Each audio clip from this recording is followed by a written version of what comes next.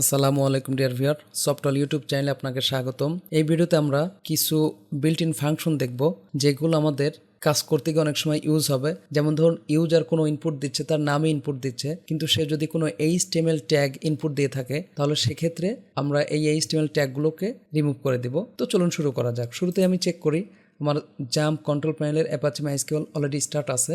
তো এক্সপ্লোরারে ক্লিক করে htdocs-এ আমাদের PHP ফাইল ফোল্ডার রাখতে আমি মাই PHP ফোল্ডারটা এখানে রাখছি। তো ফোল্ডারটি অলরেডি আমার সাবলাইম টেক্সটে লোড করা আছে।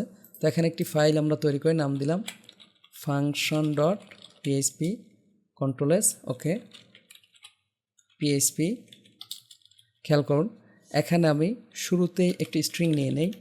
আমি বললাম h1 সফট, আমি b নিলাম, এখানে বললাম অল।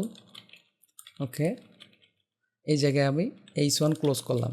খেয়াল করুন, এই জায়গায় কিন্তু আমার দুটি HTML ট্যাগ আছে, একটা আছে h1 আর একটা আছে b। তো দুইটার জন্যই কিন্তু ওপেনিং ক্লোজিংও আছে। তো আমরা এখন একটি ফাংশন ইউজ করব, নাম হচ্ছে স্ট্রিপ ট্যাগস।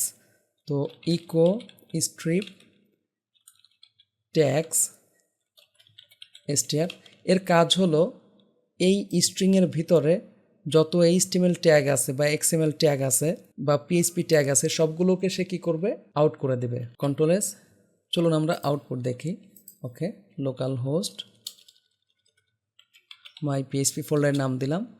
এরপরে আমি ফাংশন নামক পেজে এই যে দেখুন সফটওয়্যার, এটা কিন্তু বোল্ড হয়নি। খেয়াল করুন, এটাকে যদি আমরা এখানে এভাবে সরাসরি ইউজ করতাম str, তাহলে দেখবেন যে কি হয়েছে, বড় হয়েছে, বোল্ড হয়েছে, কিন্তু এটা বোল্ড হয়নি। খেয়াল করুন, এটা কিন্তু অলরেডি ট্যাগ এখান থেকে রিমুভ হয়েছে। এখানে যদি আমরা একটা বিআর দিয়ে দিই, ধরে নিন যে আমি এটা দিলাম না, শুধু বিআর দিলাম, কন্ট্রোল-S। খেয়াল করুন, এই যে কিন্তু এটা কি হয়েছে, এক লাইনে আসছে, অর্থাৎ এইগুলোকে সে কী করছে, স্ট্রিপ ট্যাগসের মাধ্যমে আউট করে দিছে। ওকে, এটাকে আমরা কমেন্ট করে রাখি। আমি বিআরটি উঠিয়ে দিলাম। তো আমরা এখানে যদি একটি স্ল্যাশ ইউজ করি, খেয়াল করুন, আমি এই ধরনের একটি ব্যাকওয়ার্ড স্ল্যাশ নিলাম জাস্ট এখানে। এখন এই স্ল্যাশকে আমরা রিমুভ করতে চাচ্ছি, তাহলে জাস্ট এখানে আমরা বলবো স্ট্রিপ স্ল্যাশেস। ওকে, str। তো এক্ষেত্রে কি হবে, এই যে আমাদের স্ল্যাশটি আছে, প্রয়োজনে এইটাকে আমি একটু উঠিয়ে দিই আর এইটাকে রাখি। খেয়াল করুন, আমি এইটাকে কমেন্ট করে রাখছি। তো এক্ষেত্রে আমার আউটপুট কে আসবে, সফটওয়্যার এই স্ল্যাশ সহ আসবে, এই যে দেখুন আসছে। এখন আমরা যদি স্ট্রিপ স্ল্যাশেস এই ফাংশন বিল্ট ইন ফাংশনটি ইউজ করি, তাহলে এই স্ল্যাশ এখন দূর হয়ে যাবে। এই যে দেখুন, এটাতে কিন্তু কোনো স্ল্যাশ নেই। আমি এটাকে কমেন্ট করে রাখছি, কন্ট্রোল-S।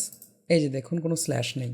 আশা করি বিষয়টি বুঝতে পারছেন যে কিভাবে আমাদের স্ট্রিংয়ের ভিতর থেকে স্ল্যাশ আমরা রিমুভ করতে পারি।